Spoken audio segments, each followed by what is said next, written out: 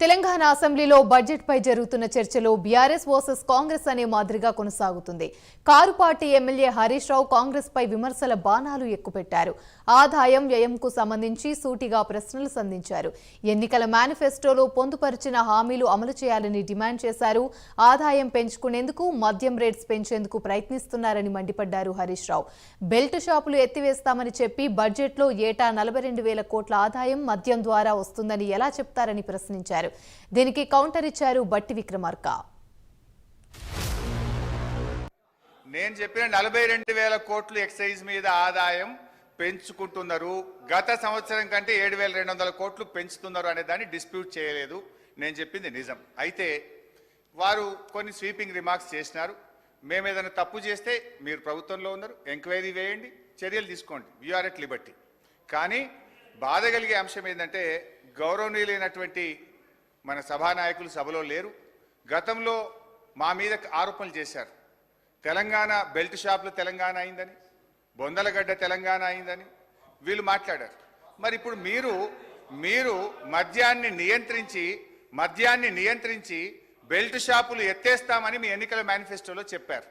నిజంగా మద్యాన్ని నియంత్రిస్తే, బెల్ట్ షాపులు ఎత్తేస్తే ఆదాయం 42,000 కోట్లు ఎట్లొస్తుంది? అంటే మీరు బెల్ట్ షాపులు ఎత్తేస్తారా, గల్లీకి ఒక బెల్ట్ షాప్ పెడతారా, లేదు ఏ రకంగా ఆదాయం తెస్తారో గౌరవనీయులు ఆర్థిక మంత్రి గారు సమాధానం చెప్పేటప్పుడు చెప్పమనండి. నేనేమంటున్నా అంటే మీరు ఆదాయం పెరుగుతుంది అన్నారు. ఆ 7,000 కోట్ల రూపాయల ఆదాయం ఎట్లా పెరుగుతుందని ప్రభుత్వం భావిస్తున్నది? ఏ రూపంలో పెంచుకుంటారో మీ సమాధానంలో చెప్పండి. ఎక్సైజ్లో మేము ఆక్షన్ పెట్టాము గత సంవత్సరం, అందుకే మాకు ఆదాయం పెరిగింది. ఈ సంవత్సరం కదా పెట్టాల్సింది, నిజమే. మేము కూడా అనుకున్నాం ఈ సంవత్సరం కదా ఆక్షన్ పెట్టాల్సింది. మీరు ముందే ఎందుకు కూర్చారు అధ్యక్ష? ముందే ఎందుకు కూర్చాను? ఎందుకు కూర్చారు? మీరు ఈ సంవత్సరం పెట్టాల్సిన ఆక్షన్ మేము ముందే ఎలక్షన్ కంటే ముందు ఎందుకు పెట్టుకున్నారు? అంటే ఏదో దాంట్లో ఎంత దొరికితే అంత దోసుకుందాం అనే ఆలోచన మీది. అది తప్ప ఇంకోట. రెండోది నేను ఇంకోటి చెప్తున్నా. ఏంటి అధ్యక్ష? టానిక్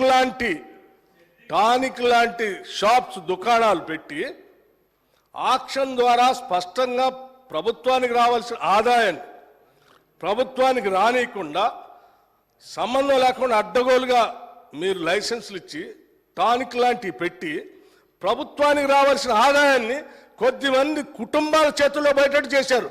అటువంటి దాన్ని మేము పోనీయం. ఆ ఆదాయం అంతా రాష్ట్రానికి వచ్చేటట్టు చేస్తాం.